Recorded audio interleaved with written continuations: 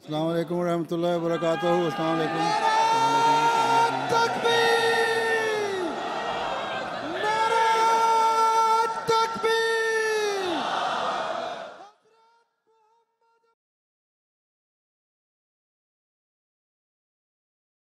So before we know it, Jalsa 2016 has arrived, and since the end of Jalsa even, we see that as Huzoor finishes a Jalsa, people go to their homes. Yeah. But for Huzoor, the activities continue, and there's many activities that Huzoor partakes in, and it takes weeks for the post Jalsa procedures to end for Huzoor in a way. Yeah, I mean Huzoor's schedule, I've had the honour to see it from a fairly close perspective over the past few years.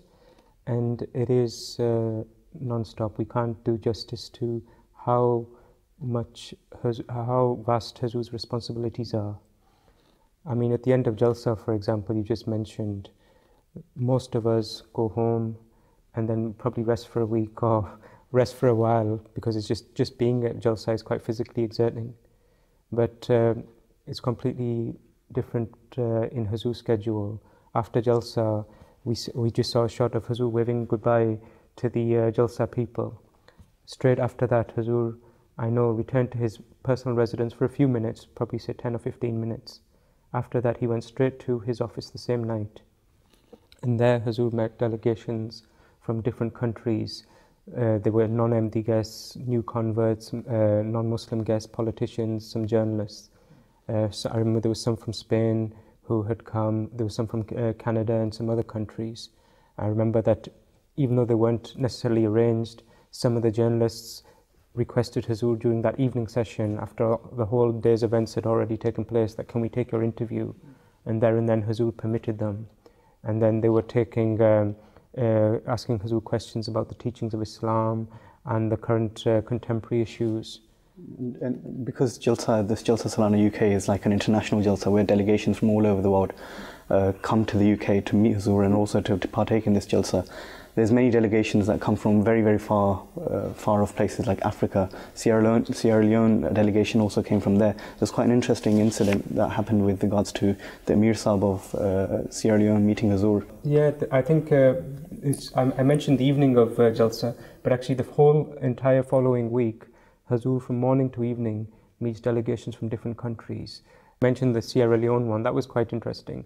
The Emir Sahib from that country came with a number of politicians from his country, and they all met Huzoor, and they were very pleased to seek Huzoor's guidance on a number of issues.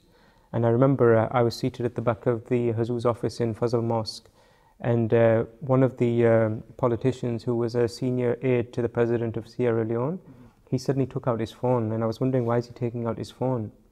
And then he asked Huzoor that the president of Sierra Leone would like to speak to you. Is it okay if I connect him? And so Huzoor said, yeah, go ahead. And Huzoor, so the presidential aide just called up the president, handed the phone to Huzoor, and then the president of the Sierra Leone gave Huzoor Mubarakbad, congratulations on the completion of Jalsa. Huzoor asked him about how his country was, and offered his own thoughts about Sierra Leone, and the president requested prayers for his nation. I think with regards to, we'll be discussing some of the other activities of Huzoor and Waridullah Ta'ala bin Asil Aziz in this program as well. I think the underlying, as you've mentioned, Huzoor takes every opportunity to spread the message of Islam, and that's the underlying thing that Huzoor always keeps before him. That is the role of a Khalifa in a way, that the word Khalifa in itself means a vicegerent, who is the vicegerent of a prophet. And the role of a prophet is somebody who's there to fulfill the two main obligations. One is to create the relationship with God Almighty, and secondly to guide mankind towards not just creating a relationship with God Almighty, but also between human beings, and also creating a relationship of mercy and kindness towards the creation of God Almighty. I remember Huzoor was in Sweden a few months ago, and there was an interview that took place in Gothenburg with Huzoor, and after the interview, unfortunately, the lady who took the interview didn't include Huzoor's clip, and I was quite upset about that. And I remember I mentioned it to Huzoor later on, that she's broadcast this, but she showed some of the clips of the mosque and spoke to one or two other MDs. but she didn't show clips from the interview. Huzoor just asked me, he said, did she tell the true teachings of Islam and about the promised Messiah? And I said, yes, she did. She mentioned it. And Huzoor said, that's more than enough then.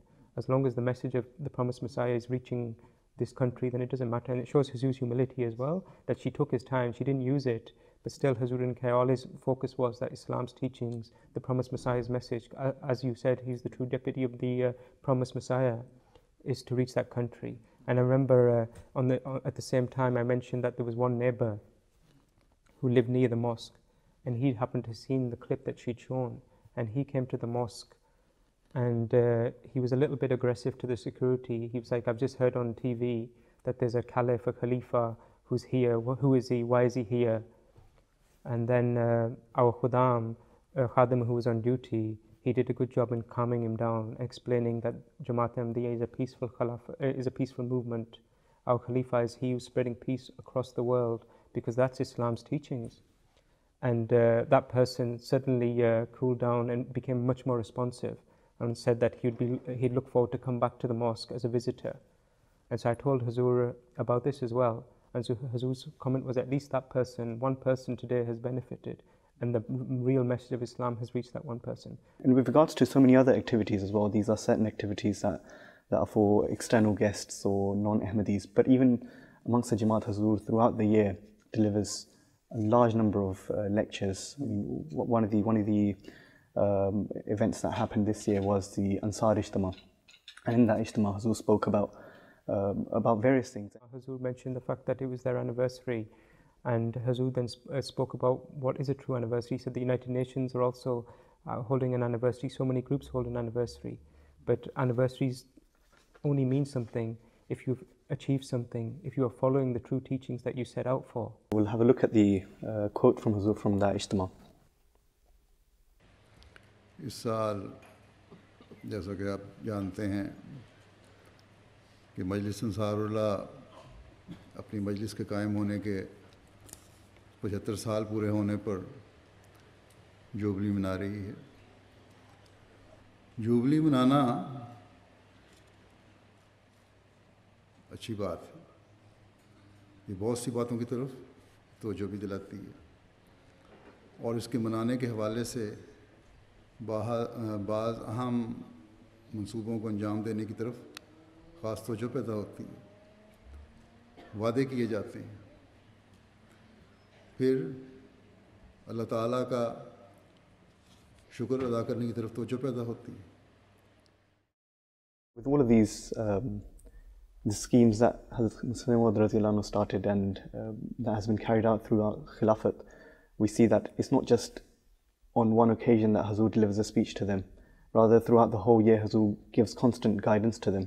And that's the same not just with Ansar, Khuddam, but also for Lajna. And we know that Huzoor this year also spoke to a Lajna Ijtima, in which Huzoor gave particular guidance to them. Not just on that occasion, but we see that throughout the whole year, Huzoor gives very particular guidance to Lajna as well. So we'll take a look at a clip from Lajna Ijtima with regards to what Huzoor's message was to Lajna this year.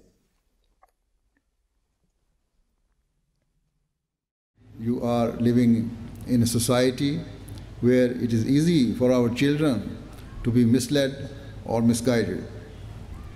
Sometimes children can pick up wrong things or habits from their schools or outside. And so you must give ample time to your children. You must explain to them what is right and what is wrong. You must instill within them those values that are to be cherished and protected. You must explain Islamic teachings to them and tell them that these are the commands of Allah, and it was to re-establish these values that Allah sent the Prophet Muhammad Islam. This year, Huzoor also addressed the Waqfino Ijtima and also the Waqfatino Ijtima, and Huzoor places a lot of emphasis on Waqfino, whether they're boys or girls, and gives particular attention to them throughout the whole year. I mean, the thing is that Huzoor's focus very much is on Waqfatino, Waqfino, and their moral training, even their education, their secular education as well. because the thing is, these are the people who are going to be serving the Jamaat for the rest of their lives. And also Huzoor wants to make sure that these people are doing this pledge willingly. So although their parents have made it, Huzoor repeatedly gives them opportunities to renew their pledge. And so that only those people who are truly dedicated and devoted, who want to be part of the scheme, so there's no form of compulsion in this, but people are able to do it of their own volition.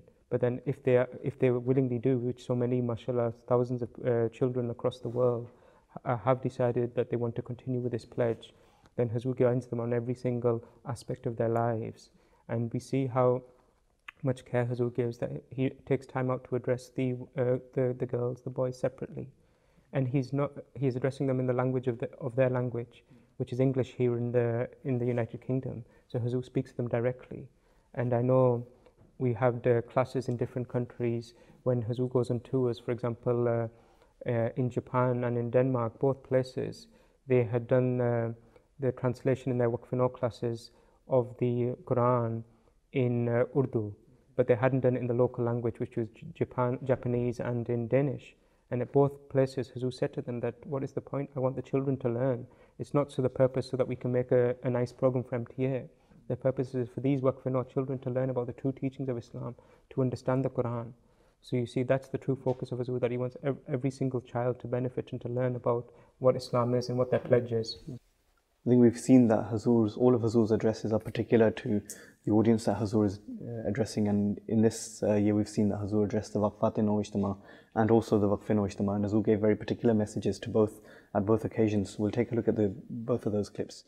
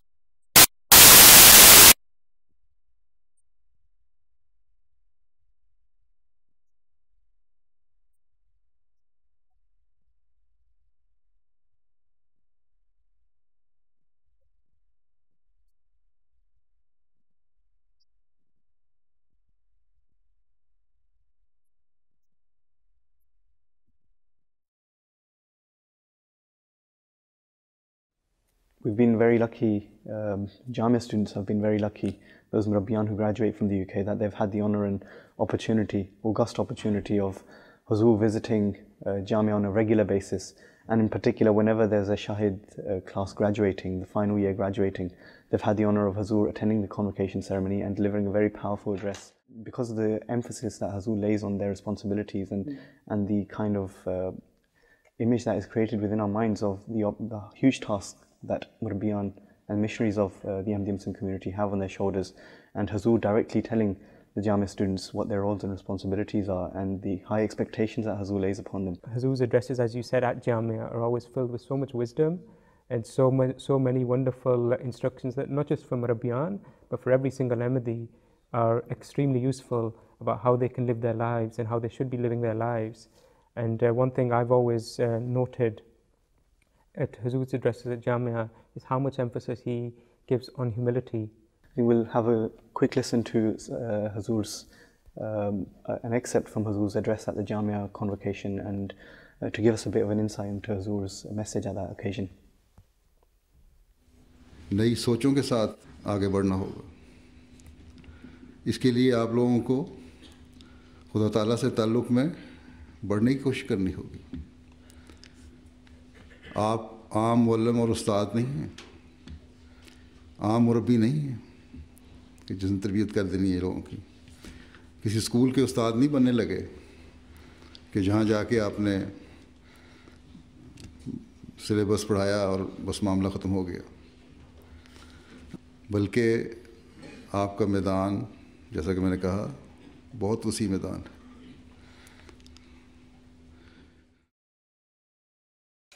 This year, Abid Sahib Huzoor visited Japan, and Jamaat Ahmadiyya Japan had the honor of hosting Huzoor, and Huzoor inaugurated the new Beit al-Ahad Mosque in Japan. That was a very interesting tour, watching it on MTA and also reading some of your diaries. It was a very interesting tour, and Huzoor visited many places and also took part in some of the culture of Japan as well. So if you could give some insight into Huzoor's tour in Japan. Yeah, I mean, just the fact that Huzoor went to Japan just for 1 week across the world shows how much importance Huzoor is to mosques in the countries. The thing is that literally across the other side of the world for this purpose, to open the new mosque and to tell the local people of Japan what is the purpose of a mosque, why we built the mosque. And but of course Huzoor was there for an entire week, and it was a very packed schedule. I remember we travelled, and it was a very long flight, about 12 hours from London, and we reached Tokyo, and obviously most of us were extremely tired, and I think we were hoping for a few hours of rest, but I think we went to our hotel for about 2 hours, and from there straight away the activity started, and Huzoor was taken to what is known as the Meiji Shrine. It's a very historic place. Emperor Meiji was a very revered person. He was a leader in Japan, and so many world leaders and dignitaries, when they go to Japan, this is where they start their tours. And it was also requested by the leaders of the Meiji Shrine if Huzoor would come and bless their place with a visit. Okay. So Huzoor went there. And you're right, it is quite a cultural place, a very beautiful place. I mean, first of all, we saw Huzoor's great manners, which we see everywhere. That as we're walking along to reach the shrine building, there was some beautiful forest area with beautiful local flowers. And Huzoor had his camera phone, or a camera phone with him. And hundreds of other people literally were taking photos with their phones. But Huzoor didn't at first. Rather, Huzoor asked the host that, do I have permission to take a photo? And the thing is, I remember thinking that despite his such busy and his great status, Huzoor always remembers these basic moral courtesies and etiquettes. And I mean, again, that shows his humility. Yeah.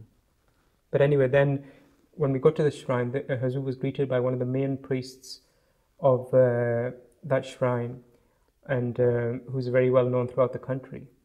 And they have a principle, or their belief is, according to their Shinto beliefs, that nature, they call suns to be gods, the forest to be gods. So when they explained this to Huzoor, Huzoor then took the opportunity to tell them about Islam's true teachings. And Huzoor said to them that according to Islamic belief, these things that you consider as gods, we consider to be signs of gods. I think it was in your diary as well that when Huzoor wrote something on the visitor's book, I think it was, or some other place, Huzoor wrote a verse of the Holy Quran saying that Allah is the light of the heavens and the earth, and that also emphasized Islam's teaching of unity and gave them the true meaning of what they understand as to be idolatry. Whereas Huzoor said that everything that you see, sun, moon, everything else, it actually comes from the light of God Almighty, and the power behind it and the creator of all of these things is God Almighty. Yeah, I mean, the thing is, you mentioned they have a wall at the shrine where they ask all the guests, and especially the significant guests, to leave a message. And I went look through the wall, and most people were praising them and the local people, or thanking them. But Huzoor's message was one of, as you said, the unity of God. So with again, with balance, with love, with kindness, Huzoor took the opportunity to do tabligh and emphasize the true message of Islam. I've also seen that whenever Huzoor visits different places, Huzoor also partakes in the food of that country, as long as it's according to the teachings of Islam. That similar incidents happened in Japan. Yeah, I mean, just after the Meiji Shrine, I remember it was quite interesting that there was Huzoor has a friend in Japan who's come to visit Huzoor in London on a couple of occasions, has addressed our Jalsa as well. And so he requested Huzoor to attend a dinner. And I remember there was a number of courses, and one of the courses was turtle soup. And I remember when it came to, and I was served it, I was very, very hesitant, and I thought, I'm going to skip this one. But then I looked to 2 or 3 seats to the right where Huzoor was seated, and Huzoor was eating it. And so you're quite right that if something is according to the teachings of Islam, if it is halal, then Huzoor will partake in it. And again, that's a form of respect to the local culture. We'll take a look at the Friday sermon in which Huzoor inaugurated the Baitul Ahad Mosque, which was also heard by, I think the Friday sermon was also listened to by many non-Ahmadi guests that attended the Jummah as well. So we'll take a look at an excerpt from Huzoor's Friday sermon.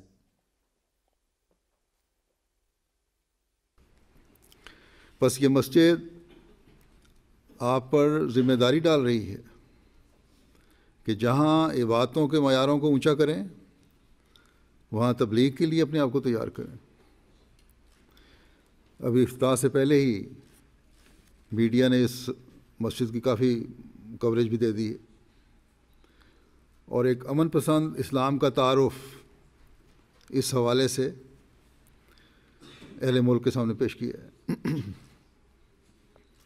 बस इस तारुफ से फ़ायदा उठाना अब यहाँ रहने वाले हर अहमदी का काम है। जापानियों के लिए मस्जिद तो कोई नई चीज़ नहीं है। यहाँ जैसा कि मैंने बताया, कहा जाता है कि 100 के करीब मसाजिद हैं। तो हमारी इस मस्जिद के इफ्तिताह को इतनी अहमियत क्यों? इसलिए कि आम मुसलमानों से हटकर इस्लाम की तस्वीर हम दिखाते हैं। The main highlight of that tour was the opening of the Baitul Ahad Mosque. Yeah. The main purpose of Huzoor touring Japan on that occasion. How was that, and give us some insight into that particular occasion as well. Yeah, I mean, the opening of the mosque was extremely blessed, and certainly for that part of Asia, it was the first mosque that had been opened, and which includes countries like China, first Ahmadi mosque, I should say. Countries like China, Korea, that region. And Huzoor opened the mosque officially with his Friday sermon, in which he spoke about the true concept of mosques. The next day, Huzoor then took the opportunity to address the Japanese people directly. There was a reception that was organized in Nagoya city. And there, I remember before the main reception, Huzoor met some of the main dignitaries, and then later on Huzoor addressed the entire reception. And one of the people Huzoor met was a priest. And the priest said, he asked Huzoor a question that, what is peace? And Huzoor looked at him, and then Huzoor said to him, he said that, for me, peace is liking for yourself, liking for others what you like for yourself. It's a very, very simple definition. But if you think about it, it's so wise. The thing is that all the solutions, all the problems to the world today could be solved if people follow this basic principle, that rather than seeking better for themselves, wanting those other people in the world to have what they prefer themselves. And this is again according to the teachings of Islam. And afterwards I met the priest, and he said that throughout my life, and he's a very elderly person, he said, I've never ever heard such a beautiful answer, that what has filled my heart with contentment, and which has satisfied me, as those words spoken by your Khalifa. We'll now, Abu Sab, take a look at the address, an excerpt from the address of Huzoor Anwar at the reception hosted after the inauguration of the mosque. Let me make it crystal clear that Islam's teachings and the purposes of true mosques are entirely peaceful and a means of bringing society together. Indeed, the basic objectives underpinning mosques are that they should be places for people to gather together, to worship God, and to spread love, compassion, and goodwill throughout society.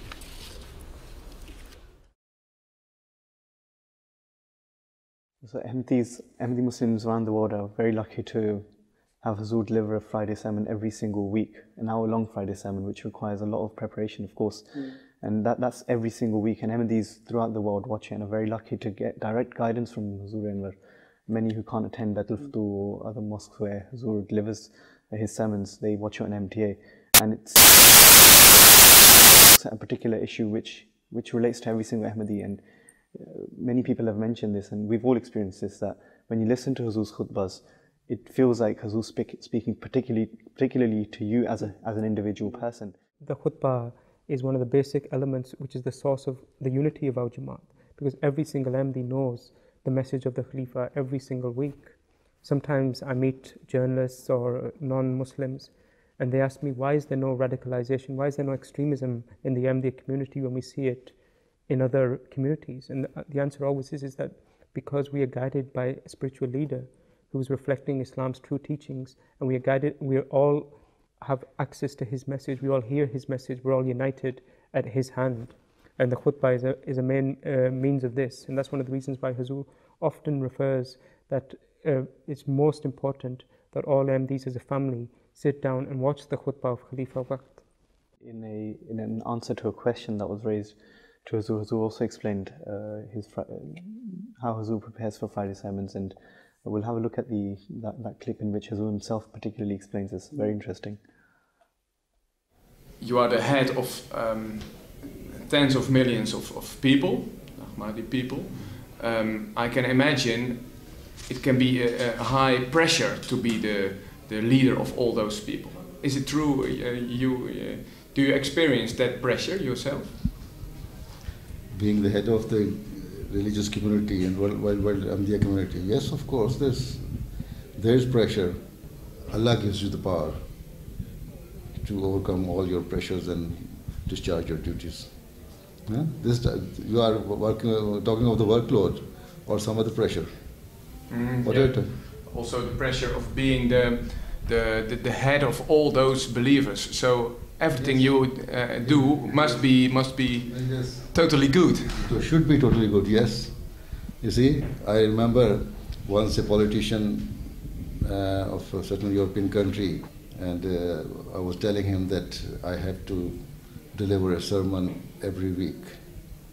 That would last almost 45-50 minutes to 1 hour. So he said it's a difficult task to do. He said not that you have to deliver a sermon and apart from that speeches in your annual functions and conventions in various parts of the world, but even politicians speak for a very long period. So the thing is that you have to speak something which is sensible and gives sense and guides the people and should be based on the words of God. That is the important thing, and we have to find. I have to find subject matters for that, for preparing my speeches. It takes me a long time to prepare a speech. Not only that in the convention and the annual functions, but every week, which is listened all over the world through MTA.